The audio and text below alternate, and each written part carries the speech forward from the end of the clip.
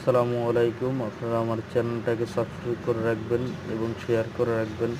আর কোন ধরনের কোন মডেলটার ভিডিও চাই ডায়াগ্রামের তা আমাকে কমেন্ট করবেন, আমি ওই ধরনের ভিডিও দেওয়ার চেষ্টা করব।